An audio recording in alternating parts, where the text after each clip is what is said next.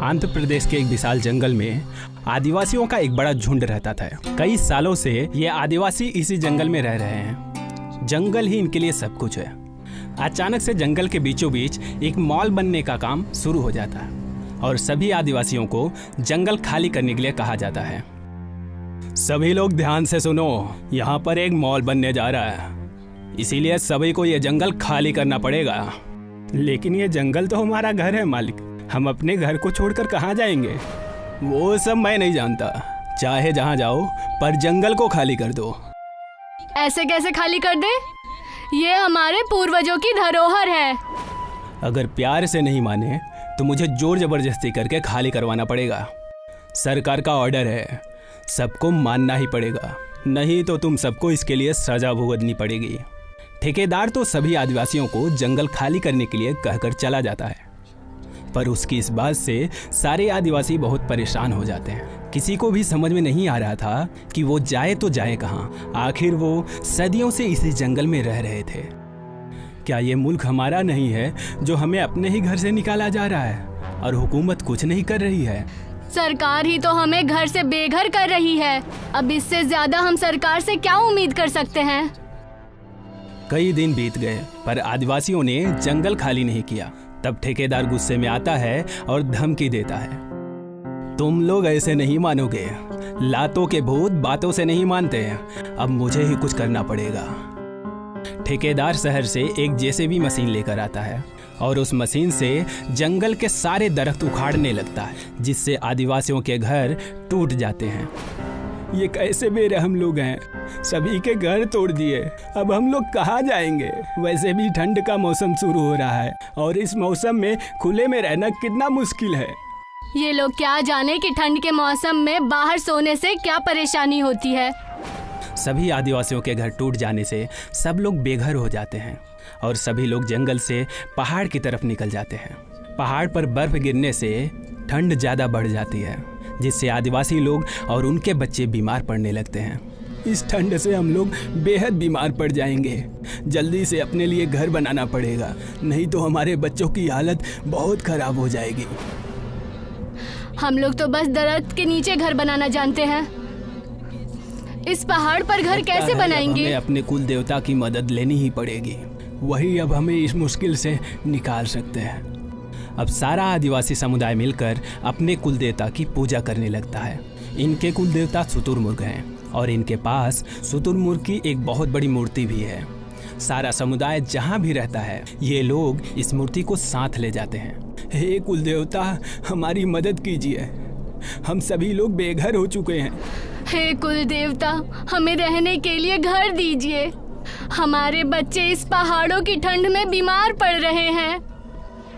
हर आदिवासी मन ही मन में सच्चे मन से अपने कुलदेवता को याद करने लगा और उनसे मदद मांगने लगा। सभी आदिवासियों की गुहार सुनकर उनके कुलदेवता शुतुरमुर्ग मूर्ति से बाहर आ जाते हैं। तुम सभी के साथ बहुत नाइंसाफी हुई है, तुम लोगों से तुम्हारा घर छीन लिया गया, इसीलिए मैं तुम्हारी मदद के लिए आया हूँ। शुतुरमुर्ग अपने जादू से एक बहुत बड़ा अंडा निकालते हैं, जो कि एक बड़े शानदार महल से बड़ा होता है।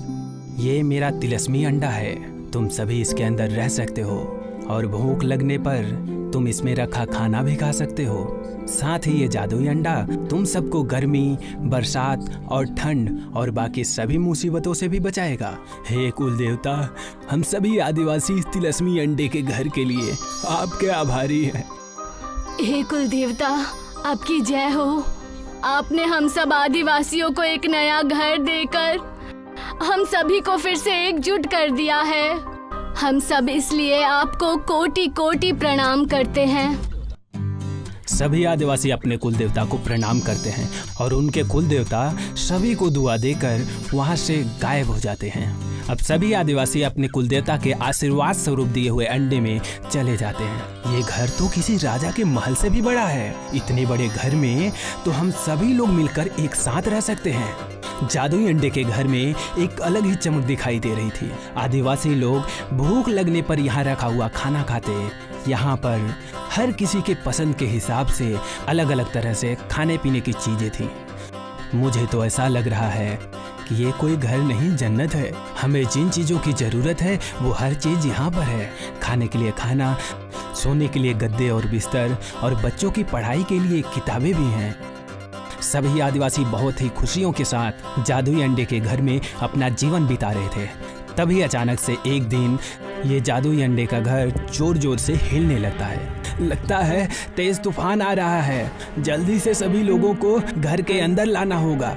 कुछ आदिवासी तिलस्मी अंडे के घर से निकलकर बाहर जाते हैं तो देखते हैं कि बाहर बहुत तूफान आ रहा है। आदिवासी सबसे पहले बच्चों को घर के अंदर लेकर जाते हैं। चलो बच्चों, जल्दी से घर के अंदर जाओ, नहीं तो ये तूफान तुम्हें नुकसान पहुंचा सकता है।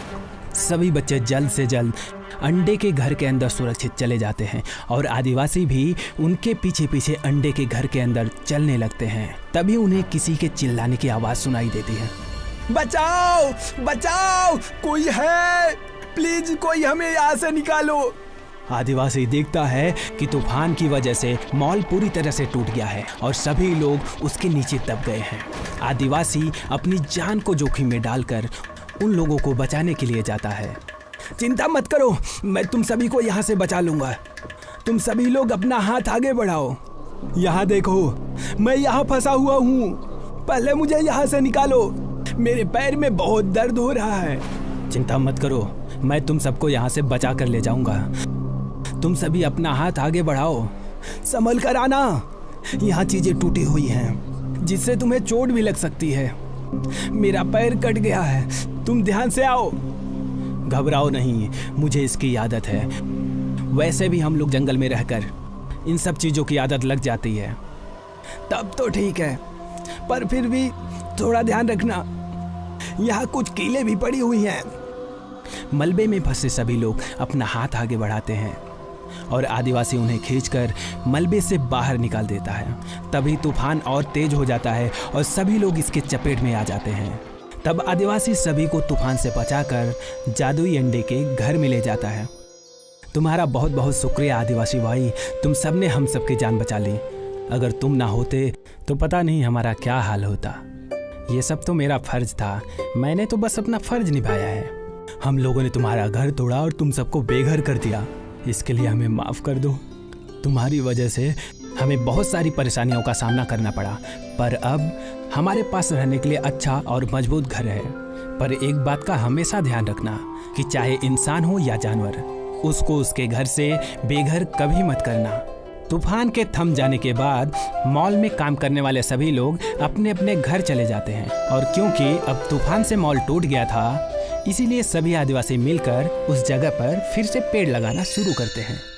ठाकुर साहब ने अपनी दुख्तर माला की शादी में बहुत सारा दहेज दिया था क्योंकि उनकी दुख्तर ज़हनी तौर पर कमजोर थी। वो यकीनन जिस्म से बड़ी थी लेकिन हरकतें बच्चों जैसी थी। देखो अब्बा, मैंने शादी कर ली।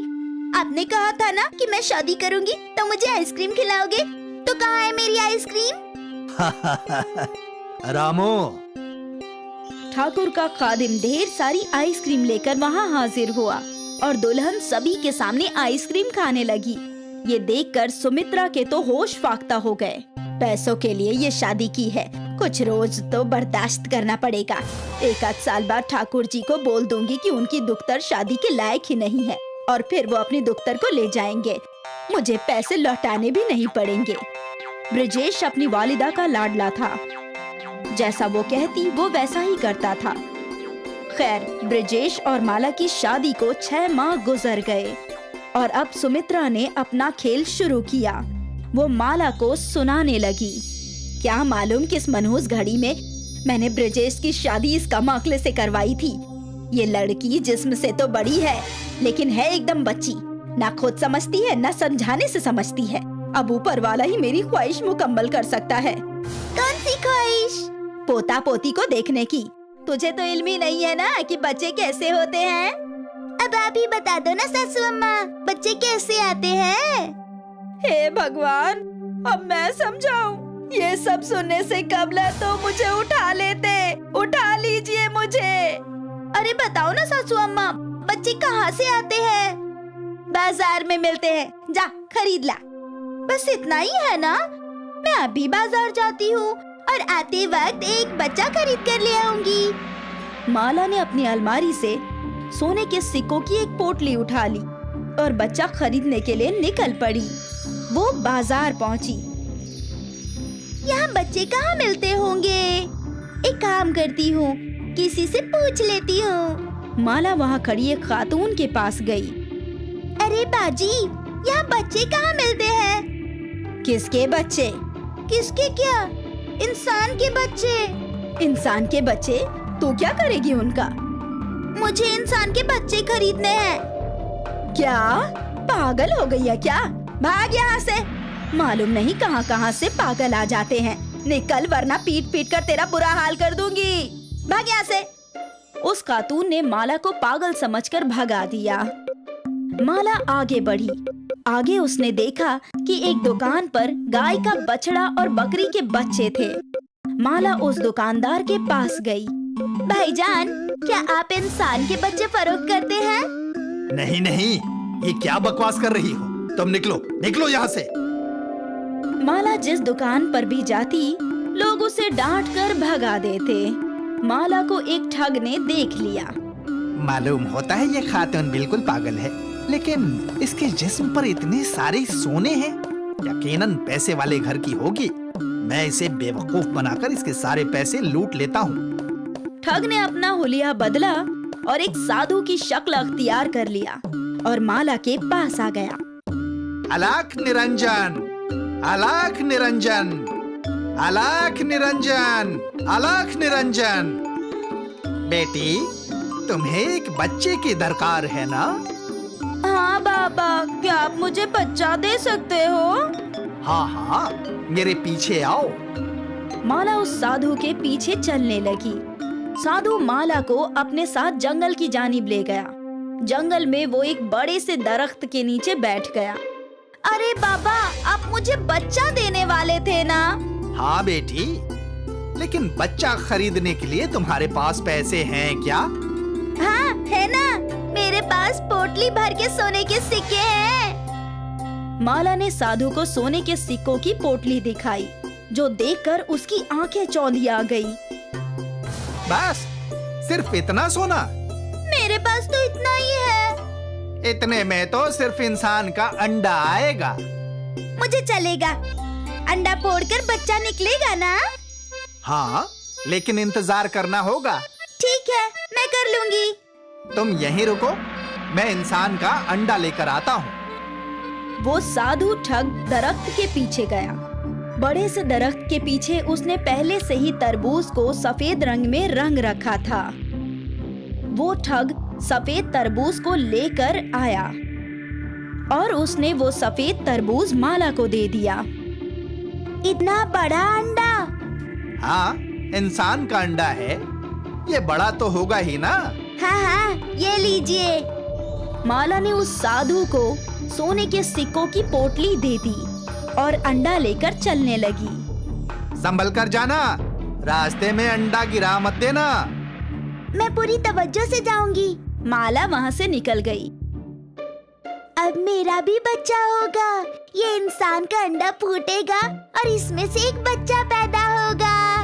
वो बच्चा लड़का होगा या लड़की, चाहे जो भी हो, वो मेरा बच्चा होगा और सासू अम्मा की ख्वाहिश भी मुकम्मल हो जाएगी। रास्ते में माला को एक बड़ा मंदिर नजर आया। इस अंडे को भी भगवान का दर्शन करवा देती हूँ, भगवान की कृपा बनी रहेगी। इस ख्याल से माला अंडे को मंदिर के अंदर ले गई। उसने भगवान की मूरत के सामने वो अंडा रख दिया।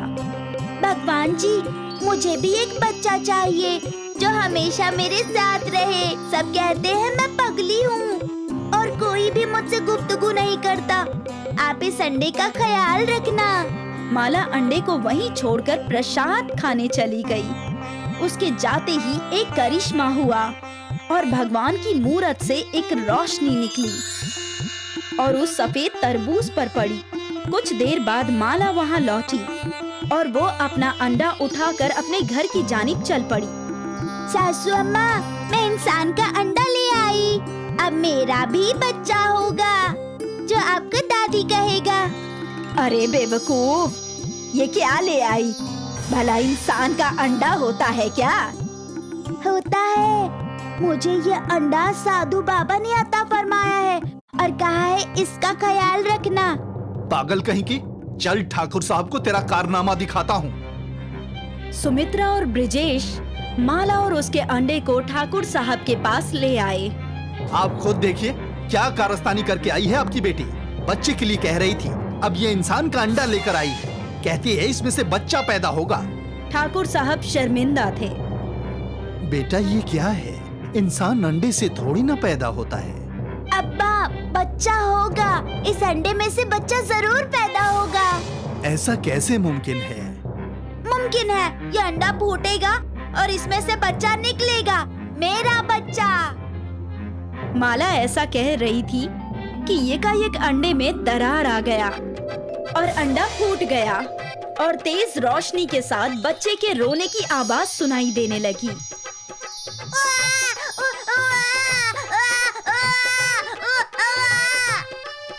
सभी लोग हैरान हो गए। उस अंडे के अंदर वाकई एक बच्चा था। मेरा बच्चा, देखो अब्बा, मेरा बच्चा। मैंने कहा था ना, मेरा बच्चा अंडा फोड़कर बाहर आएगा, देखो। ठाकुर साहब, ब्रिजेश, सुमित्रा और बाकी सभी लोगों को अपनी नजरों पर यकीन ही नहीं हो रहा था। ये ऊपर वाले का करिश्मा ही था कि अंडे से बच्चा निकला था। माला को वो बच्चा ऊपर वाले ने तोहफे के तौर पर दिया था, उसके तन्हाई को खत्म करने के लिए। अंडे से बच्चा निकलना नामुमकिन था, लेकिन जो खुद लोगों ने देखा उसे अनदेखा करना भी नामुमकिन था। आखिर लोगों ने मान ही लिया कि इंसान का अंडा भी होता है।